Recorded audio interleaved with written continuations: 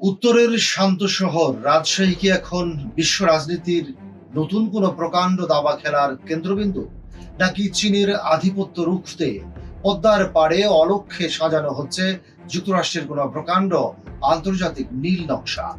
সম্প্রতি ঢাকায় নিযুক্ত মার্কিন রাষ্ট্রদূত ব্রেন্ট টি ক্রিস্টেনের পরপর দুইবার রাজশাহী শহরকে ঘিরে পুরো দেশে এখন চরম আলোড়ন আর বিতর্কের তীব্র ঝড় বইছে।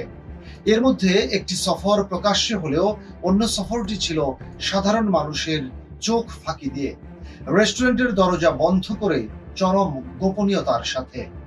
চারিদিকে এখন জোর গুঞ্জন, জুলাইয়ের শুরুতেই রাজশাহীর এক অভিজাত রেস্টুরেন্টে সাধারণ অতিথিদের প্রবেশ রাতারাতি বন্ধ করে দেওয়া হয়। সেখানে মার্কিন দূতাবাসের মেরিন অ্যাটাশে সহ বিশেষ কর্মকর্তাদের নিয়ে রহস্যময় নৈশ ভোজে মেতেছিলেন ক্রিস্টেনসন।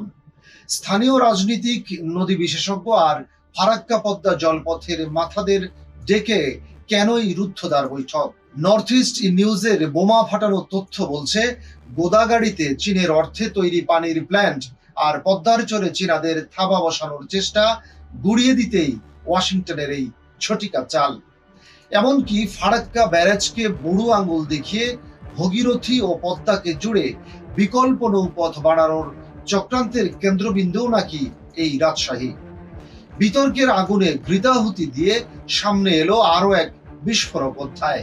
19 জুলাই 2026-এ টাইগার লাইটনিং সামরিক মহড়ায় হাজির হন মার্কিন রাষ্ট্রদূত ও ইউএস আর্মির উচ্চপদস্থ কর্মকর্তারা। সেখানে মার্কিন সেনা ও ওরেগন ন্যাশনাল গার্ডের সাথে টিকে থাকার কৌশলে অংশ নেয় বাংলাদেশ সেনাবাহিনীর elite force first para commando battalion. কিন্তু প্রশ্ন উঠছে, এটা কি শুধুই পেশাদার প্রশিক্ষণ, নাকি কৌশল শেখানোর বাহানায় বাংলাদেশের ভৌগোলিক ও সামরিক সক্ষমতার হাড়ির খবর নিখুঁতভাবে কবজায় নিচ্ছে ওয়াশিংটন, যাতে ভবিষ্যতে প্রয়োজন মতো দেশকে কোণঠাসা করা যায়?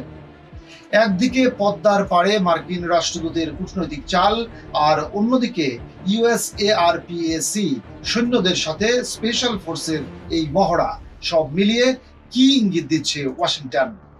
কূটনৈতিক শিষ্টাচারের চাদর মুড়ি দিয়ে কি দক্ষিণ এশিয়ার ভূ রাজনীতিতে মোড় ঘুরিয়ে দেওয়ার মতো নতুন কোনো কন্ট্রোভার্সির খাতা খোলা হচ্ছে? পদ্মার বাতাসে এখন ভারী হচ্ছে ঘোর সন্দেহের ধোঁয়া।